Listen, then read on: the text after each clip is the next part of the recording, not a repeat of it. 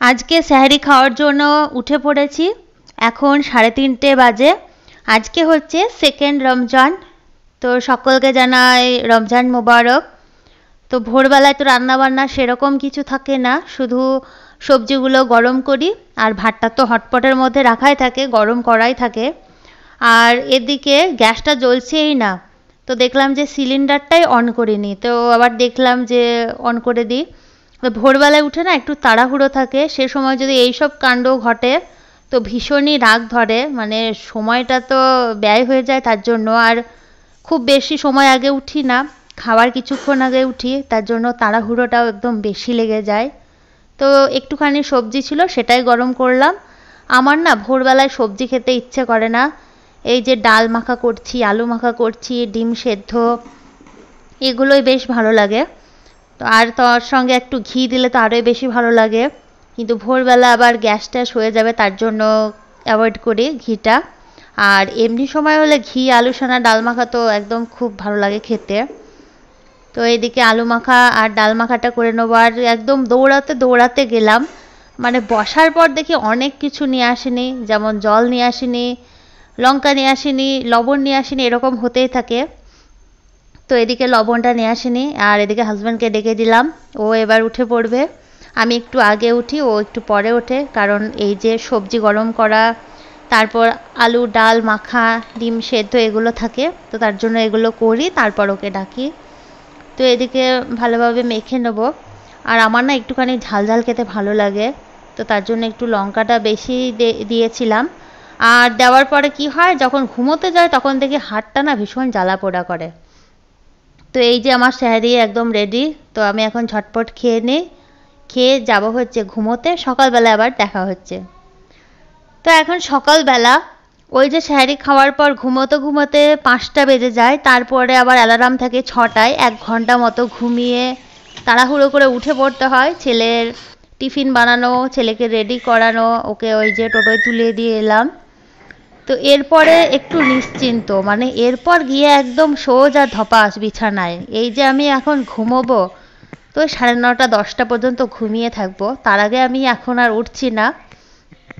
আর এই যে আমাদের গাছের কাঁঠাল অনেকগুলো হয়েছে। আর এখানে দেখতেই পাচ্ছ যে একটাও পাতা নেই সজনে গাছের, শুধু ডাঁটাগুলো ঝুলছে। আর এই ভোর ভোরবেলা না পাখির আওয়াজ খুব ভালো লাগে শুনতে।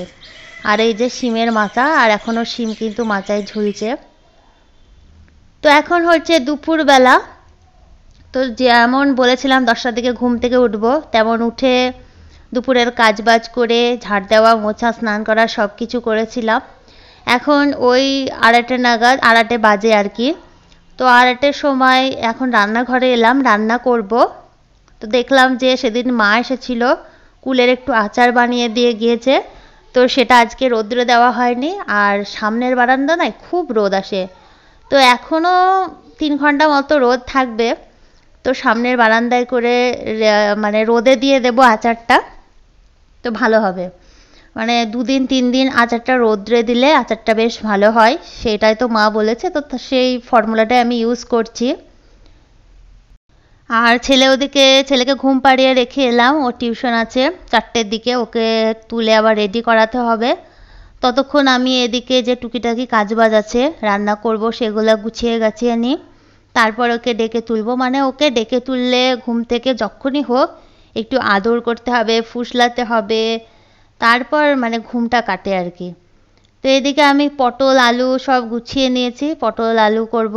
কালকে তো লম্বা লম্বা করে কেটেছিলাম, আর আজকে গোল গোল করে কাটবো।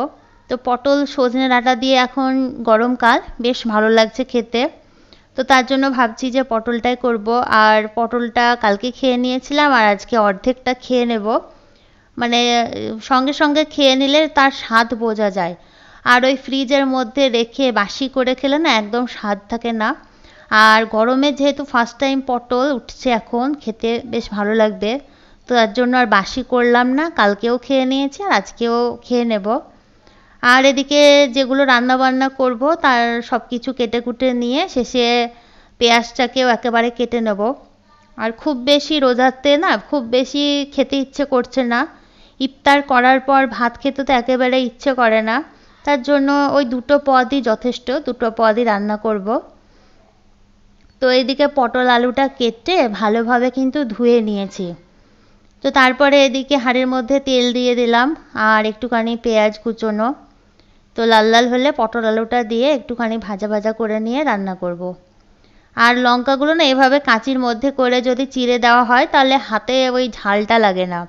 মানে অনেক সময় দেখবে যে হেঁসোতে বা অন্য কিছুতে কেটে না হাতটা ধুতে মনে থাকে না, বা জল দিয়ে ধুলেও পড়ে না, খুব জ্বালা করে ওই হাতটা যখন মুখে টুখে দেওয়া হয় আর কি। তার জন্য মানে আমার তো এরকম খুব হয়, তার জন্য এই রকম কাঁচি দিয়ে কাটার অভ্যেস করে নিয়েছি, এর ফলে অসুবিধা হয় না। আর এদিকে করেছি উচ্ছে কেটে নিয়েছি আর সঙ্গে একটা আলু। আর উচ্ছে করতে গেলে না একটু বেশি করে পেঁয়াজ দিতে হয় আর একটু বেশি করে সর্ষের তেল দিতে হয়, তো দিয়ে দিলাম। আর এদিকে তো নাড়তে নাড়তে ওইদিকে মানে উচ্ছেটা সাজাতে গিয়ে হাঁড়ির মধ্যে সাজিয়ে রান্না করব।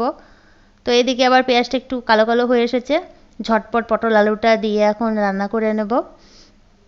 তো উচ্ছেতে তেল দিয়েছিলাম, এখন জিরে ধনে পাউডার দিয়ে দিলাম। এবার একটুখানি হলুদ আর স্বাদ মতো লবণ দিয়ে দেব। তো দিয়ে ভালোভাবে চটকে চটকে নেব হাতের সাহায্যে। এভাবে রান্না করলে, যেমন ছোট মাছগুলো এভাবে রান্না করলে বেশ ভালো লাগে। তো হাতের সাহায্যে ভালোভাবে একটু মাড়িয়ে নেব। তো তারপরে আবার এটা মানে গ্যাসের ওভেনে বসিয়ে অল্প আঁচে কষতে থাকবো। তারপর যখন রসটা মরে মরে যাবে তারপর জল দিয়ে দেব। এভাবে বসিয়ে দিলেও হয়। তো এদিকে উচ্ছেটা বসিয়ে দেব। আর এদিকে মটর সেদ্ধ করলাম, মটর ছোলা সেদ্ধ করে রাখি, ইফতারের আগে তখন ফোড়ন দিয়ে নেব।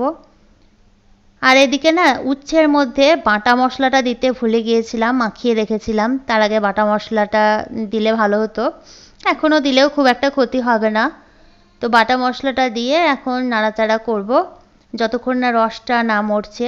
তো রসটা মরে গেলে এর মধ্যে জল দিয়ে দেব। আর উচ্ছের মধ্যে একটু বেশি যদি পেঁয়াজ দেওয়া হয় তাহলে উচ্ছের তেতো ভাবটা কিন্তু একটু কম হয়। এদিকে আলু পটলটাও কষিয়ে নিয়েছি আর উচ্ছেটা জল দিয়ে সেদ্ধ করতে বসিয়ে দিলাম। আর সজনে ডাঁটা তো আগের দিন ছেলে কেটে টিফিন বক্সের মধ্যে রেখে দিয়েছিল, তাতে আমার কিন্তু রান্নাবান্নায় না অনেক সুবিধে হয়েছে। যেমন ডাঁটাগুলো বের করে জাস্ট একটুখানি জল দিয়ে ধুয়ে এর মধ্যে দিয়ে দিলেই হয়ে যাবে। এটাও জল দিয়ে বসিয়ে দিয়েছি আর মোটামুটি অনেকটা পরিমাণ সেদ্ধ হয়ে গেছে, মানে 50% আর কি সেদ্ধ হয়ে গিয়েছে। এই অবস্থায় সজনে ডাঁটাগুলো দিয়ে দিলাম। আসলে কচি ডাঁটা তো আগে দিলে গলে যাবে, তো 50% কুক হওয়ার পরেই সজনে ডাঁটাটা দিতে হবে। তো দিয়ে ভালোভাবে নাড়াচাড়া করে এখন বসিয়ে দেব, তাহলে ব্যাস হয়ে যাবে। এখন হচ্ছে ইফতারের আগের সময় বিকেলবেলা। তো ইফতার বানাবার জন্য চলে এলাম ইফতারের প্রস্তুতি করতে আর কি। আর কালকে তো পেঁয়াজে করেছিলাম, আজকে বেগুন কেটেছি বেগুনি করার জন্য। তো বেগুনিগুলো ভেজে নেব। আর মুড়িটা নিতে গিয়ে দেখছি যে মুড়ি শেষ হয়ে এসেছে। তো আমাদের বাড়ির পাশেই একটা মুদিখানার দোকান আছে, ওখানে যেতেও হয় না, আমাদের পাঁচিল দিয়ে বললে পরে দিয়ে দেয় মুড়ি। তো সেখান থেকে আমি গিয়ে নিয়ে এলাম, পাঁচিল পার মানে পাঁচিল দিয়ে ওরা দেয় আর আমি এদিক থেকে নিয়ে নিই, খুব সুবিধা হয়। আর যেটাই দরকার হয় ওদেরকে ওইভাবে বললেই দিয়ে চলে যায়। আর বেশিরভাগ জিনিস তো অনলাইনেই কেনা হয়, মুড়িটাই একমাত্র কিনি না। বেশিরভাগ বলতে সব জিনিসই অনলাইনে বেশিরভাগই বাজার করা হয়। তো এদিকে আমার বেগনিগুলো কিন্তু আজকে ভীষণ ফুলকো ফুলকো হয়েছে, তো দেখতে ভীষণ ভালো লাগছে, খেতে তো মানে ইফতার করার সময় না এত কিছু আর খাওয়া যায় না, ওই দেখতেই ভালো লাগছে। তো তারপরে মুড়িটাকে তলার মধ্যে যে মুড়িটা থাকে না, এই দোকানে আবার প্যাকেট মুড়ি পাওয়া যায় না, এই যে লুজ মুড়ি এটার মধ্যে নিচে অনেক পাউডার থাকে, সেগুলোকে মানে মুড়ির কুচি আর কি ঝুড়ির মধ্যে করে চেলে নিলাম, তাতে করে ওই যে কুচিগুলো সেগুলো নিচে আটার মতো ওগুলো পড়ে গেল, নাহলে ওগুলো খেতে গেলে না মুড়ি মুখের মধ্যে পড়ে বিরক্তি লাগে, তো চেলে নেওয়াই ভালো। আর ওদিকে তো মুড়িটা চালতে গিয়ে বেগনিটা এদিকে হয়ে গিয়েছে, তো সেকেন্ড ধাপ আবার বেগনি ছেড়ে দিলাম। এখন ওই চেলে রাখা মুড়িগুলোকে জারের মধ্যে করে রেখে দেবো। আর এই সময় আমার মনে মনে হচ্ছে যে কখন ছেলে আসবে টিউশন থেকে, এই টাইমটা না আমার খুব ভীষণ ওকে দরকার পড়ে, খুব কাজে লাগে। একটু পরেই দেখতে পাবে যে কি কি কাজ করছে ছেলে এসে। তো এদিকে ফলগুলোকে ফ্রিজ থেকে বের করে এখন ধুয়ে কেটে নেব। আর খুব বেশি ফল কাটি না, ইফতারে এটা ওটা খেতে খেতে না পেট ভরে যায়, তো খুব বেশি ফলের প্রয়োজন হয় না। তো 3টে মানুষ আর কত খাওয়া যায়। তো এদিকে ফলগুলো ভালোভাবে ধুয়ে নিলাম, আর আঙ্গুরও অল্প পরিমাণে নিচ্ছি। আর আমার না আঙ্গুর একদম সহ্য হয় না, আঙ্গুর খেলেই অম্বল হয়ে যায়, তো তার জন্য অল্প পরিমাণে আঙ্গুরটাকে ধুয়ে নেব। আর এদিকে কিন্তু ছেলে চলে এসেছে, জামা কাপড় চেঞ্জ করছে। তো আর পিছন থেকে বলছে যে আমি কি কি কাজ করব বলো, আজকে কি কি আমার কাজ আছে। তো আমি ওকে বলছিলাম যে পাটিটা পারো, সব কিছু নিয়ে যাও, আর ও সেই মতো সেগুলো কিন্তু করছিল। তো ভীষণ কাজে লাগছে যত বড় হচ্ছে। আর এই তো ফলগুলো এখন কেটে সাজিয়ে নেব। আর একটুখানি ওকে মনে হয় দেখা গেল ওকে পিছনে ঘুরঘুর করছে, আর খুব সুন্দরভাবে জিনিসপত্র নিয়ে গিয়ে সাজিয়ে রেখে দেবে। আর অলরেডি পাটিটা কিন্তু পাড়া হয়ে গিয়েছে। আর এই তো এখন যা যা মানে খাওয়ার সেগুলোকে নিয়ে যাচ্ছে আর সাজিয়ে গুছিয়ে রাখছে।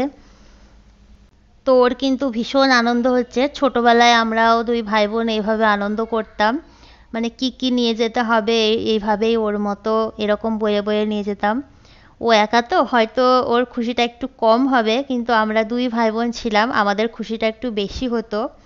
মানে দুজনে অনেক কিছু আলোচনা করতাম ইফতারে এই এই করব। তো এই তো এখন ইফতার গুছিয়ে নিয়ে বসে পড়েছি। আর আর আমার কিন্তু সবসময় দেরি হয় একটু আসতে, ওর আগেই বসে পড়ে। মানে একদম শেষ দেখে তারপর আসি, মানে আজানের ওই 1 মিনিট আগেই আসা হয়, এমনকি আজানও দিয়ে দেয় এক এক সময়, এরকম হয়। আজকে যেরকম আজান দিয়ে দিল, কালকেও দিয়ে দিয়েছিল। মানে আমার না কাজের আর শেষ হয় না মানে যতক্ষণ আজান না দিচ্ছে কাজ করে যায়, এরকম অবস্থা। তো আমার হাজব্যান্ড বলছিল যে ঝটপট এসো খেয়ে নাও, তো ঝটপট এসে এখন খেজুরটা খেয়ে জল খেয়ে নিলাম, এখন আস্তে সুস্তে খাবো।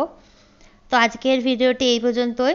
যদি কিছু ভালো লাগে আমার ভিডিওটিতে তো প্লিজ একটা লাইক করবে, কমেন্ট করবে, আর বন্ধুদের সঙ্গে শেয়ার করতে ভুলো না। আর যদি এরকম ভিডিও আরও পেতে চাও তাহলে আমার চ্যানেলটি সাবস্ক্রাইব করে নিতে পারো।